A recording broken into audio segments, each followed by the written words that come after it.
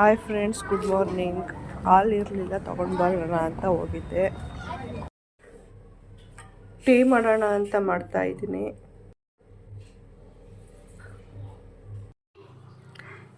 ಬಿಸಿ ಬಿಸಿ tea ಕೂಡ ready. ಇವತ್ತು ಸಿಂಪಲ್ಲಾಗಿ ಪುರಿ ಉಪ್ಪಿಟ್ಟು ಮಾಡೋಣ ಅಂತ ಪುರಿ ನೆನೆಯೋಕೆ ಇಟ್ಟಿದ್ದೀನಿ. ಒಗ್ಗರಣೆಗೆಲ್ಲ ರೆಡಿ ಮಾಡಿ ಇಟ್ಕೊಂಡಿದ್ದೀನಿ. ಒಗ್ಗರಣೆಗೆ ಮೊದಲು ಸಾಸಿವೆ,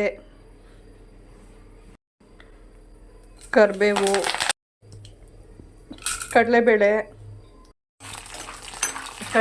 ಎಲ್ಲ ಒಂದು 2 ಮಿನಿಟ್ಸ್ ಫ್ರೈ ಆದಮೇಲೆ ಈರುಳ್ಳಿ, ಮೆಣಸಿನ್ಕಾಯಿ, ಟೊಮೊಟೊ,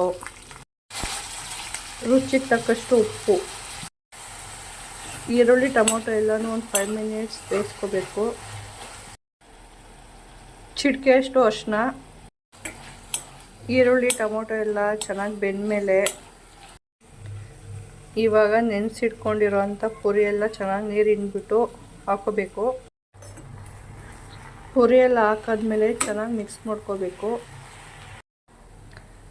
ಎಲ್ಲ ಆದಮೇಲೆ ಲಾಸ್ಟಲ್ಲಿ ಕೊತ್ತಂಬರಿ ಸೊಪ್ಪು ಹಾಕ್ಕೊಂಡ್ರೆ ಪುರಿ ಉಪ್ಪಿಟ್ಟು ರೆಡಿ.